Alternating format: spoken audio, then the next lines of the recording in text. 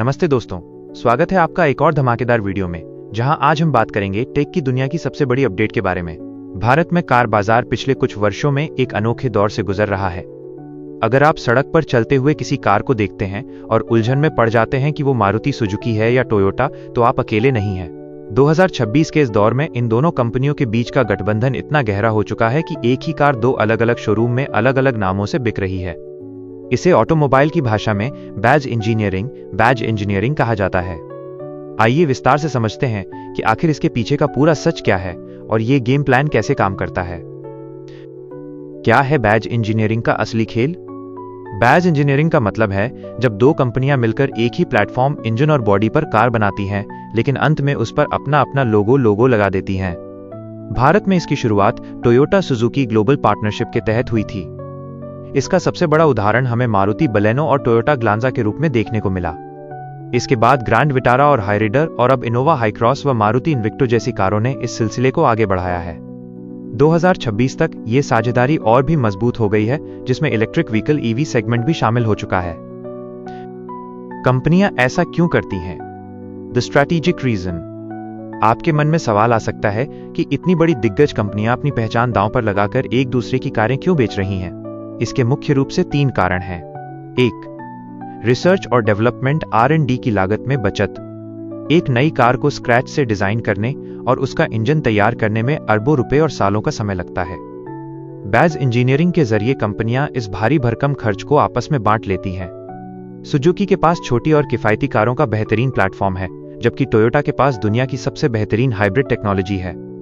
दोनों ने हाथ मिलाया और कम लागत में बेहतरीन प्रोडक्ट्स बाजार में उतार दिए। 2. मार्केट शेयर पर कब्जा। मारुति सुजुकी का नेटवर्क भारत के कोने कोने में है, जबकि टोयोटा की छवि एक प्रीमियम और भरोसेमंद ब्रांड की है। इस साझेदारी से मारुति को टोयोटा की हाइब्रिड तकनीक मिल गई और टोयोटा को मारुति के जरिए मास मार्केट ज्यादा बिकने वाली कारें में एंट्री मिल गई। 3. सरकारी नियमों और उत्सर्जन मानकों का पालन। भारत में cafe, corporate average fuel efficiency जैसे कड़े नियम लागू हैं। टोयोटा की हाइब्रिड तकनीक मारुति को अपना औसत कार्बन उत्सर्जन कम करने में मदद करती है, जिससे वे भारी जुर्माने से बच जाते हैं। मारुति और टोयोटा में अंतर क्या होता है?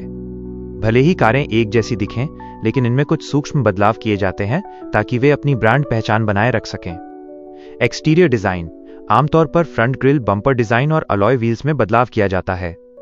उदाहरण के लिए ग्रैंड विटारा की ग्रिल और हेडलाइट सेटअप हाइराइडर से काफी अलग दिखता है। Interior theme. डैशबोर्ड का डिजाइन एक जैसा हो सकता है, लेकिन इंटीरियर का रंग, कलर स्कीम अलग रखा जाता है। मारुति अक्सर डार्क या ब्लैक थीम पसंद करती है, जबकि टोयोटा प्रीमियम फील के लिए ड्यूल टोन या बेज कलर का इस्तेमाल करती है। वारंटी और सर्विस। यही वो जगह है जहां सबसे बड़ा अंतर आता है। टोयोटा अक्सर अपनी कारों पर बेहतर स्टैंडर्ड वारंटी पैकेज देती है, जबकि मारुति अपने विशाल सर्विस नेटवर्क और सस्ती मेंटेनेंस का भरोसा देती है। ग्राहक के लिए क्या बेहतर है?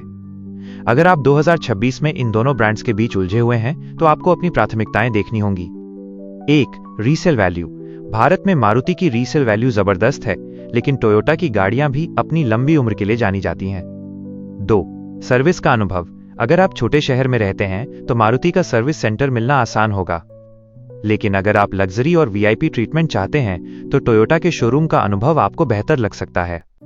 3. कीमत। अक्सर टोयोटा के बेस मॉडल्स मारुति से थोड़े महंगे होते हैं, क्योंकि उनमें कुछ फीचर्स या बेहतर वारंटी शामिल होती है। 2026 का भविष्य। इलेक्ट्रिक और हाइब्रिड का दबदबा। अब ये साझेदारी सिर्फ पेट्रोल कारों तक सीमित नहीं है।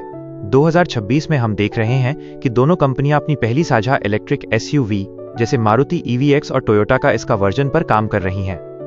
सुजुकी गुजरात के अपने प्लांट में इन कारों को बना रही है, जहां से इन्हें न केवल भारत में बेचा जाएगा, बल्कि पूरी दुनिया में एक्सपोर्ट भी किया जाएगा। इसका सबसे बड़ा फायदा आम भारतीय ग्राहकों को हो रहा है। हमें कम कीमत में टोयोटा जैसी सुरक्षित और हाइब्रिड तकनीक मिल रही है, और साथ ही मारुति जैसा भरोसा और लो मेंटेनेंस का वादा भी। निष्कर्ष। क्या ये ग्राहकों को धोखा है? बिल्कुल नहीं।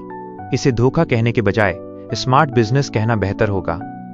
आज के ग्लोबलाइजेशन के दौर में कोई भी कंपनी अकेले सब कुछ नहीं कर सकती। बैज इंजीनियरिंग से कारों की क्वालिटी में सुधार हुआ है, क्योंकि दोनों कंपनियां अपनी सर्वश्रेष्ठ तकनीक एक दूसरे को दे रही हैं। चाहे आप मारुति का लोगो चुनें या टोयोटा का, आपको मिलने वाला इंजन और सेफ्टी फीचर्स अब पहले से कहीं ज्यादा एडवांस हैं। यह एक ही सिक्के के दो पहलू जैसा है। आप अपनी पसंद का पहलू चुन सकते हैं, लेकिन सिक्के की असली वैल्यू वही रहती है। तो अगली बार जब आप शोरूम जाएं, तो लुक से ज्यादा वारंटी, सर्विस नेटवर्क और अपने बजट पर ध्यान दें, क्योंकि अंदर से तो ये जुड़वा भाई ही हैं। अगर वीडियो पसंद आई तो लाइक कीजिए और ऐसे ही लेटेस्ट टेक अपडेट्स के लिए चैनल को सब्सक्राइब करना मत भूलना। मिलते हैं अगली वीडियो में।